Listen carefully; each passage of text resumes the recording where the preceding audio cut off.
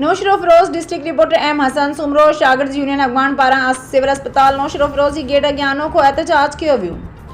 शागिर्द यूनियन अगवान ज़ैन महर सज्जाद महर सरमंद वगण मसूद महर मीडिया से ॻाल्हाईंदे चयो त सिविल अस्पताल नौशरो फिरोज में का भी सहूलियत नाहे। सिविल अस्पताल के एक रिफर सेंटर किया वियो आहे। जेको भी गरीब मरीज़ अस्पताल इलाज लाइ वञे थो त उनखे का भी सहूलियत नथी ॾिनी वञे। उन लाइ एक रिफर टू नवाबशाह जी पर्ची तैयार कर ॾिनी वञे थी। सिविल अस्पताल में न डॉक्टर टाइम सां था पहुचनि, न दवा ॾिनी वञे थी, न वरी का एक्सरे या जनरेटर जी सहूलियत आहे। जॾहिं मरीज़ लाइ एम्बुलेंस जी ज़रूरत पवे थी त MS ख़ादिम मंगरियो चए थो त असां वटि एम्बुलेंस आहे पर उन में तेल न आहे, उनजी असां वटि बजट न आहे। दाख़िल थियल मरीज़नि जी दवाउनि ऐं वानीअ जे लाइ बि बजट न आहे।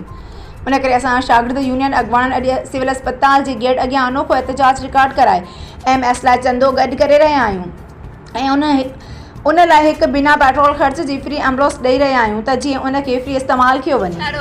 रोज़ जे ॿाहिरि अंदर ते असांजी जेको आहे स्टूडेंट यूनियन कमेटी जी तरफ़ां हिकिड़ो एहतजाजी मुज़ाहिरो कयो वियो आहे, जंहिंमें असांजी साथी जी तरफ़ां तव्हांखे इहो ॿुधायो वियो आहे त सिविल अस्पताल नौशहरो फिरोज में नई एम्बुलेंस सर्विस मुतारिफ़ कराई वई आहे।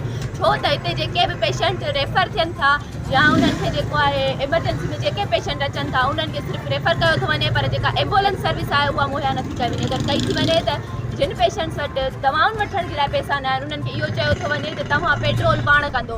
सो असांजो जेको नौशहरो फिरोज जो MS आहे उन नई एम्बुलेंस सर्विस मुतारिफ़ कराई आहे, जंहिंमें तव्हांखे न पेट्रोल जी ज़रूरत पवंदी न ई कंहिं ॿी शइ जी ज़रूरत पवंदी। पेशेंट खे सुम्हारियो district civil hospital Naushahro Feroze में जेके मौजूदा एम्बुलेंसियूं आहिनि उहे तेल थी हलनि थियूं ऐं MS जेको आहे तव्हांजो उहो चवे थो त इहा बजट नाकाफ़ी आहे ऐं जेको आहे सो ऐं उन्हनि मरीज़नि खे चवे थो त इहा बजट जेको आहे सो मूंखे न आहे ऐं जंहिंखे एम्बुलेंस ॾिए थो उनखे चए थो तव्हां साथियों जीअं त असां स्टूडेंट यूनियन कमेटी तरफ़ां सिविल हॉस्पिटल नौशहरो फिरोज में एहतजाज करे रहिया आहियूं, जंहिंमें मां तव्हांखे ॿुधाईंदुमि त जेका दवा जी बजट आहे उहा टोटल बजट आहे 6 करोड़ 27 लख आहे। तंहिंमां MS साहिबु चए थो त इहा बजट थोरी आहे। तंहिंजे करे असां स्टूडेंट यूनियन कमेटी पाण में सोचियोसीं, पाण में सोचे वीचार कईसीं त MS साहिब खे चंदो करे ॾियूं जीअं अवाम जे लाइ भलाई करे सघे ऐं जेके बि असांजा मसइला आहिनि उहे हल करे सघे। तंहिंजे करे इहे असां चंदो करे गॾु करे रहिया आहियूं।